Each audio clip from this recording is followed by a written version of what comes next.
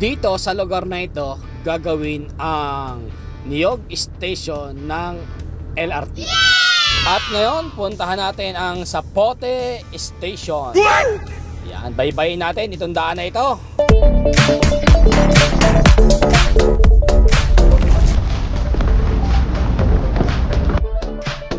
Ngayon, baybayin natin itong lugar na ito ng papunta sa stoplight ng Bacoor. At pupuntahan natin yung pagtatayuan ng mga dadaanan ng railway na ito. Itong lugar na ito ay isa sa mga dadaanan niya. At ito nga ay papunta dyan sa may Sukat. Yan, malapit dyan sa may SM Sukat. Yan yung isang istasyon nila. Yan, Sukat Station. Guys, dito siya dadaan sa lugar na ito. Yan, papunta dito sa may gitna ng kalsada dito, sa may stoplight nito ng may St. Dominic, papuntang Zapote. Itong kabila sa Aguinaldo Highway. Yan, dito siya dadaan sa may gitna na ito.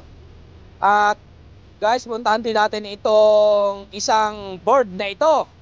Ganun uli guys, at hanapin uli natin yan, no trespassing na yan, government property.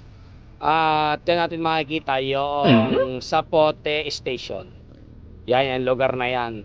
At ito nga lugar na ito guys, na diadaanan natin. Dito dadaan yung yung mga poste niya sa gitnang ito.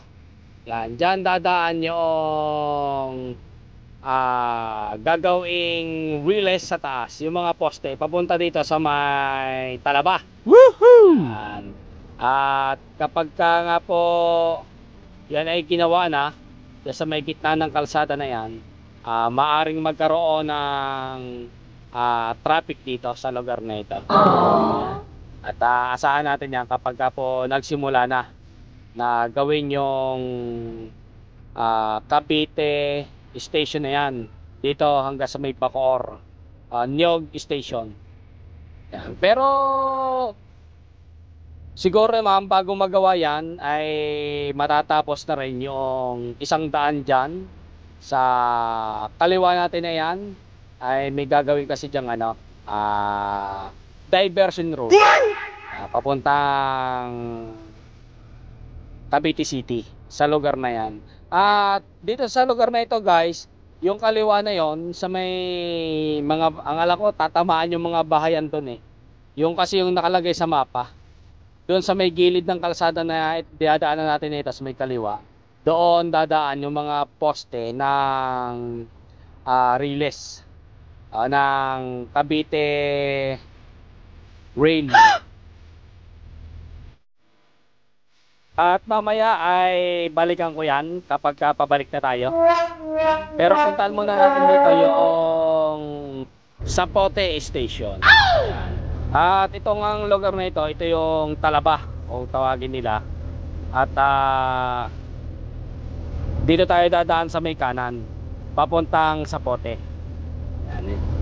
Hindi man tayo po pwedeng kumaliwa dahil pagka tayo kumaliwa dire-diretso yan papuntang Cavitex. Kaya ang pupuntahan natin dito sa may kanan papuntang tulay na Zapote, tapos yung U-turn tayo doon. Yan, pakita ko sa inyo yung Zapote Station. Kung mapapansin nyo guys dito sa lugar na ito, yan yan yung kaliwaan na papuntang Cavitex. Yan. At ito naman yung papuntang Zapote Road, dyan sa may tulay ng Zapote. Yan. At hindi tayo dun dumaan sa may loob ng Zapote Market. Dito tayo sa may gilid sa labas. Yan, para hindi na tayo ma-traffic. Yung tapos iikot tayo dyan sa may tulay.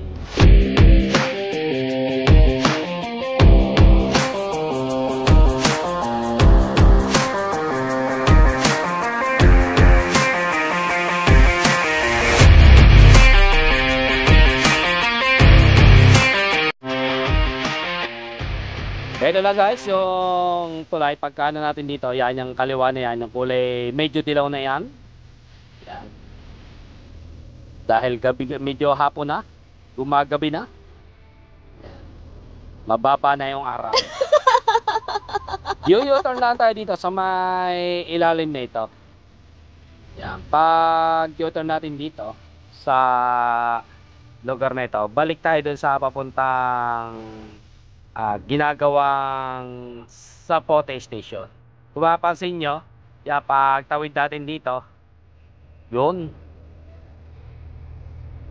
may daan dito sa may kanan. Yan, isa. Yan, yung daan na yan. Tapos may pangalawang daan dito. Yan. Pangalawa, yan. Diyan sa lugar na yan. Mamaya guys, pagbalik natin, doon tayo sa lugar na yon, dadaan. At pakita ko lang sa inyo itong lalabasan ng Zapote Station. Yan. Ito siya guys, sa lugar na ito. Yan. Binabaybay natin dito sa may lugar na ito. Yung. At dito natin siya makikita. Malapit lang din naman siya sa may palengke ng Zapote. Yan. At ito ay marami ng ano dito. Bahay din sa may gilid eh. Dahil may rin bahay dyan. Yan ito guys. Itong lugar na ito. Yan nga, ang daming mga bata. At yan ay hindi tayo po pwede pumasok. Katulad yan, no, trespassing. Yung mga taga rito lang, yung halos natin yan. Woohoo! At sa dulungan ng kalsada na yan, nandyan yung Zapote Station. Woo! Yan. At sa ngayon, hindi pa tayo makakapasok kasi may harang dyan. Balik tayo. Puntahan natin ngayon yung sa may likod niya para makita nyo. Yan, balik tayo. Papunta sa kabila. Ikot lang tayo dito. At puntahan natin doon. Balik tayo doon sa dinaan natin kanina. Pero dito tayo U-turn dahil nga sarado doon sa may kabila na yon. Medyo mahaba-haba nga lang ang U-turn pabalik. Yan. At dito nga sana gusto ko sanang dumiretso. Yan. Dediretso na sana ako dito. Kaso may nagpatibok ng puso ko. Ayun no. Ayun. May mobile ng pulis. At baka tayo mahuli. Yan. Dito na tayo dumaan. U-turn na lang ulit tayo sa tulay. Balik tayo doon sa kanina. Dito ulit tayo ngayon sa may tulay. U-turn ulit tayo. At babalik tayo doon sa may Zapote Station. Sa may likod naman. Dahil hindi tayo makapasok sa unahan. Guys, yan po. Pwede kayong pumasok dyan. Pakanan. Pero dati kasi kami, dito kami dumadaan sa may kabila. Yan. Dito sa lugar na ito. Kapag kami nagbubuhos sa lugar na yon, dito kami nadaan. Yan, sa lugar na ito. Yan, kasi may tulay kasing dadaanan doon. Bawal daw yung truck kasi baka gumuho. Kaya dito kami pinapadaan. At ang isang problema nito, nung papunta ako doon, ito guys, yan ang isang problema. Napansin nyo ba guys? Yan. Kung kayo ay isang driver, mapapansin nyo yan. Yan. Napansin nyo ba? Puro pasalubong tayo sa kanila. Bakit ganon? One way na yata itong kalsada na ito. Pero wala kasi ako nakita guys eh. Hindi ko alam. Paki-correct na lang ulit ako guys kung ito pang lugar na ito ay one way na. Kasi dati hindi naman one way eh. Kasi dito kami dumadaan talaga pag nakatrack sa lugar na ito. Tapos aahon dito. Yan, sa pag-ahon na ito. Ito yung tulay na sinasabi ko sa inyo na bawal yung truck. Kung nga nang baka gumuho. Baka mapatulad dyan sa nag-viral ng Bulacan pagka nadaanan ng truck. Pero sa palagi ko naman, dahil maiksi yan, matibay yan. Yan. Pagkatapos yan guys, yan, kakaliwa tayo dito. Ito yung Zapote River Drive. Yan, ito po yung daan na yan. Zapote River Drive po ito. Itong diadaanan natin. At nung panahon kami nagbubuhos dito, yan, nagbuhos din kami dito sa kalsada na ito noon. umiikot pa kami sa kabila para mabuhusan lang ito. Dito sa may lugar nga na ito guys ay matatanaw natin yung Zapote Station ng LRT. Yun. Yan yung malaking building na nasa sa harapan natin. Yan po siya. At mamaya-maya ay tigil tayo din para tingnan natin. Yan guys. Yan yung lugar na yan. Kung mapapansin nyo, lawak ng ilog. Tapos yan po yung Zapote Station. Mapapansin nyo guys, paharap doon sa kabila, ayun sa kanan. Yun po yung papuntang Sukat. At ito naman yung palabas doon sa may dinaanan natin kanina. Yung may harang doon. May mga bata. Yan. At ang lugar nga na ito, pansin nyo, nakatagilid. Papunta doon sa may ginagawang tulay. Yan. Maaring kadikit yan ng tulay kapag ginawa yang gagawing release dyan. Ay yung mga poste sa lugar na yan. At puntahan natin yun guys. Ginagawang tulay doon. Ang alam ko yun ay papunta rin ng galing na Sukat. Yung tulay na yun. Hindi ko lang alam kung saan yung iba noon. Yan. Pero basta yan tulay. May tulay pong ginagawa dyan. Madami nang dumadaan din dito sa lugar na ito, lalo ng mga nakamotor. Yung mga 4 wheels, madalang na dumaan dito. Dahil nga itong lugar na ito ay mahaba. Kumbaga mahaba yung ruta. Tapos may mga may mga sira-sira din yung ibang kalsada. Kasi siguro hindi sila dumadaan dito. Doon sila dumadaan sa may diretso papunta sa may Las Peñas na yon. At tatawid doon sa may bagong gawang overpass. Yan. Inikutan natin, no? Yan yung palengke sa may kanan natin. Yan yung kanilang palengke.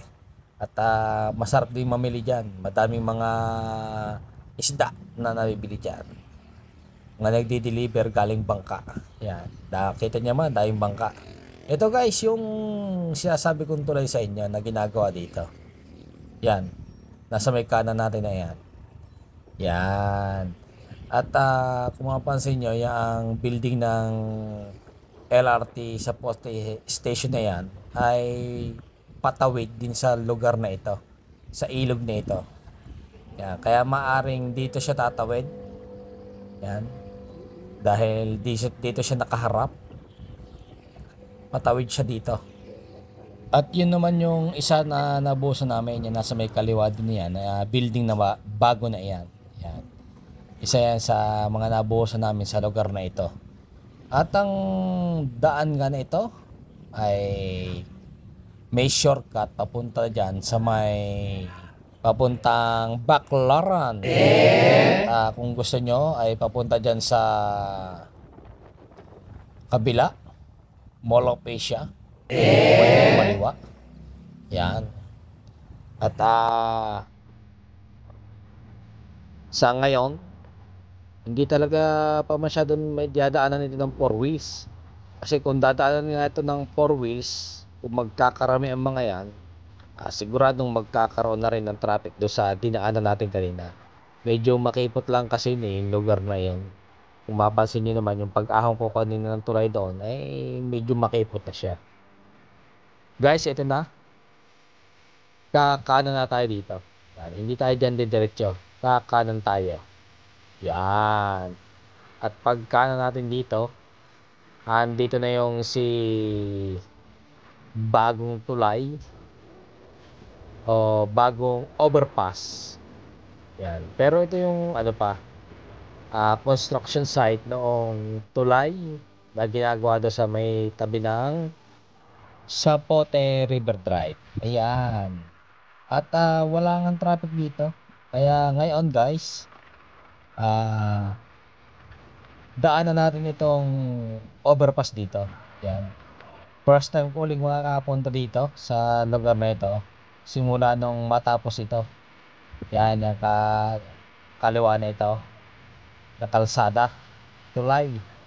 At gantong-ganto rin yata yung ginagawa doon sa may Tagaytay overpass. Parang ganto rin. Yan o. Na iwas traffic dyan sa ilalim. Diyan kasi nagkakaroon ng traffic dyan sa may ilalim dyan. At talagang nagkakahabayan yung traffic dyan, kaliwa at kanan. Kaya lalo na kapag rush hour. Ayan guys, yan ay patawid lang dito sa kabila. Ang alam ko, itong babagsakan nito ay Villar City rin. Yan. Ngayon lang ulit nakadaan dito. Yan, nung panahong ito ay ginagawa. Yan, U-turn kami sa may banda rito. Pero nung natapos, yan, ngayon lang ulit nakapunta dito. At dahil nga naninibago ako ngayon, marami na kasing nagbago. Dati kasi bumabiyahe din ako ng papuntang Manila. Kaso ngayon, round Cavite na lang ako. Kaya medyo kinakabahan ako dito. Dahil baka ako'y mahuli. Yan. Alam niyo naman dito sa parting lugar na ito ay baka tayo ay mahuli. Konting pagkakamali lang ay nahuhuli agad. Ito yung Villar City. Yan. Sa may, ang alam ko itong kanan yung Villar City. Itong kaliwa na ito, ewan kung Villar City pa rin yan, nasa may kaliwa natin. Yung malawak na yan. Yan, yung malawak yan. Hindi ko alam kung Villar City pa rin yan Yan. Papunta tayo guys ngayon ng SM Sukat. At titignan natin dito yung dudugtungan ng LRT. Extension 1, Cavite. Yan. Yun, nag-traffic na. Ng konti. Yan. Marami ring nag-ano dito sa lugar na ito. Nagja-jogging kapag gantong oras diyan sa may kanan natin. Diyan naman sa may kaliwa ng bakanting lote, marami rin naglalaro. At yan guys, nakatawid na tayo.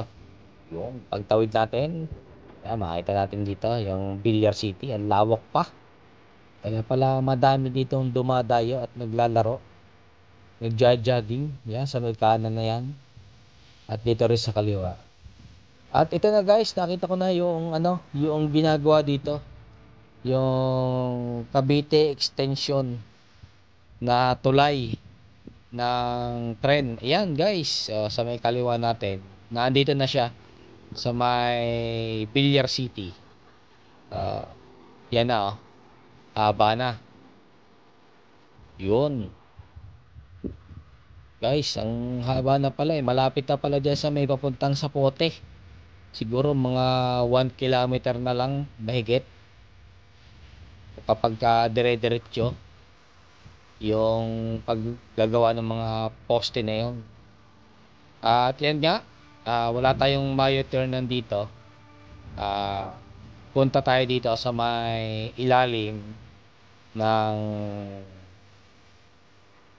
overpass. Doon tayo mag-U-turn. At pupuntahan natin, bibidyohan lang natin itong Sukat Station. Yan, dito sa may gilid lang tayo. Dahil matraffic na kapag tayo ay nagdire-diretso pakaliwa. Yan. Yun dito na tayo sa may SM Sukat. Dito tayo dumaan sa ilalim. Dahil nga medyo naninibago ko ngayon sa pagdaan dito. Yan. Parang maliligaw pa yata. Yun At ito guys, yan, kakaliwa na tayo dito. Yan. Sana pala yung kaliwa natin guys. Yan.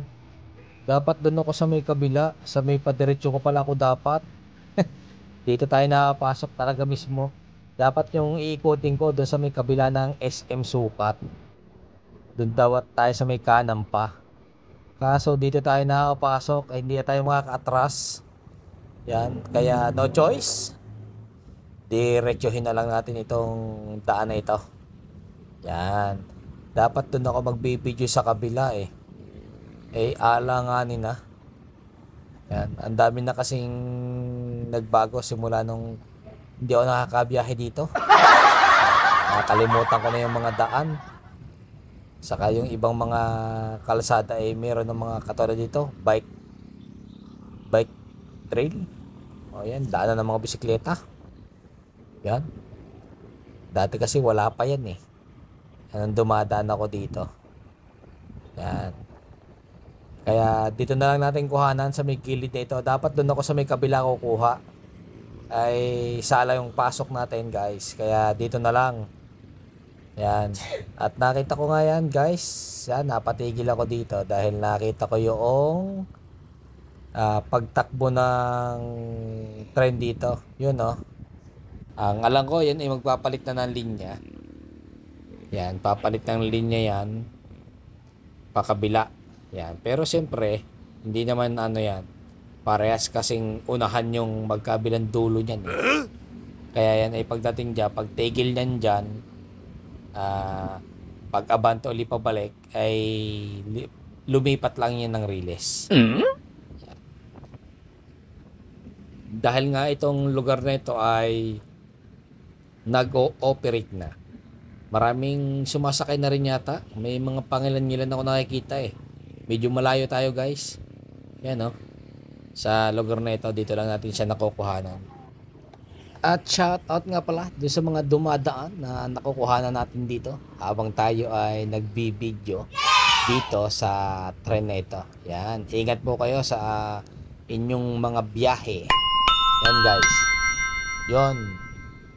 Nagpalit na siya ng riles niyan. Pabalik na ulit siya doon sa may station. At marami na uling sasakay. Yan. Okay na yun, no? Pabalik na ulit siya. Okay. Goods to be. To be goods. Yun, no? Okay siya. Yan. Marami-rami din palang bagon yan. Hindi ko lang nabilang. Yan. Pero nakita ko marami ng nag-aabang kanina ng pasahero doon. Kita ko dito sa pwestong ito. Nakikita ko yung mga nag-aabang na pasahero. Yan. At napansin ko nga rin dyan na may isa pang tren na dumating. Pagkatapos niyang pumasok dyan sa kabila, meron na ulit siyang kasunod na tren. Yan. Okay. Yan. Larga na tayo. Pabalik na ulit tayo at baybayin ulit natin aring pagbalik natin sa may gilid ng Cavite extension na gagawin na ito. Yan.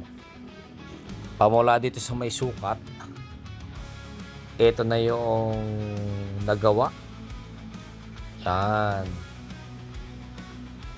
Sa may kanan natin. Yan. At dire-diretso lang. Medyo mahaba na talaga.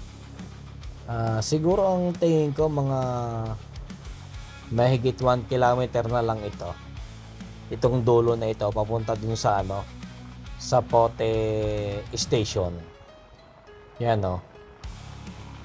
Yan, pamula dito. Siguro kasi dire-diretso lang yan eh. Hindi naman yan kilo pa. Konting kilo lang yan. Siguro mga mahigit lang 1 kilometro yan guys. Papunta dito sa may Sapote Station. Yan, bali dyan siya mamaybay sa may kanan natin na yan.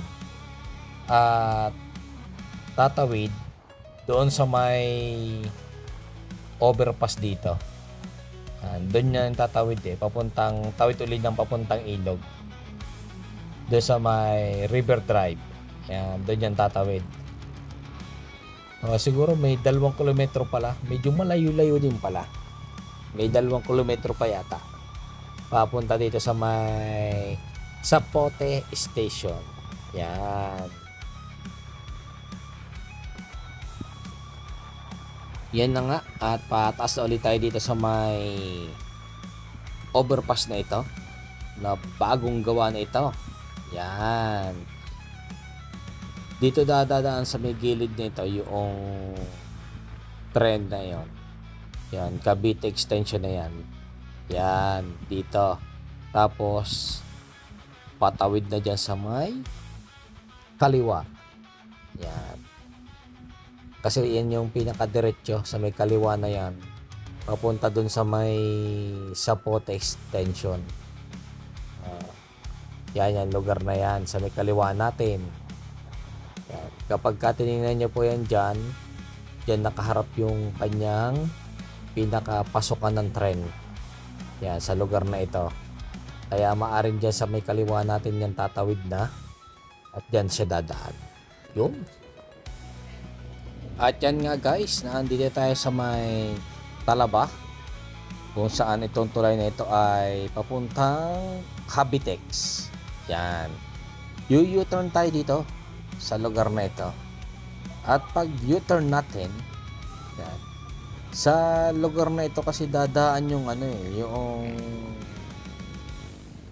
Cavite extension na yan na tren LRT.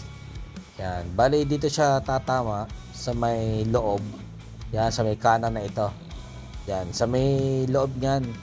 Diyan gagawin yung yung mga poste niya. At yung dito rin ginagawa yung diversion road ng papuntang Cavite City. Yan, dito rin sa lugar na ito. Nasa may kanan natin yan. Yan, may mga binubuksan dyan papunta doon sa may Cavite City. Yun. At marami nga dyan mga tracking sa loob niyan. Pero hindi dito yung daan, doon sa kabila yung daan. Yan, naikot sila. Yan, diyan po siya dadaan yung mga poste ng ng gagawin LRT sa may loob po ng mga bahayan na yan, bandang loob pa. Yan, diyan po siya dadaan. At ito nga yung binalikan natin. Yan, kung makikita nyo po dyan sa mapa, pagka sinearch nyo po sa Google, dyan siya tumatama sa may loob pa niyan. Hindi naman dito sa may mismong gilid nito, medyo loob-loob siya ng konti. Yung kokonting bahay lang yung tatamaan niya. Tapos dito sa may stoplight na nandito, yan, dito na ulit siya tatawid naman, papunta naman sa may gitna ng kalsada. Yan. Yan po yung magiging forma ng dito. Yung design noong LRT. Papunta dito sa may Niyog Station. At hanggang dito na lang guys ang aking video. Salamat sa inyong panonood.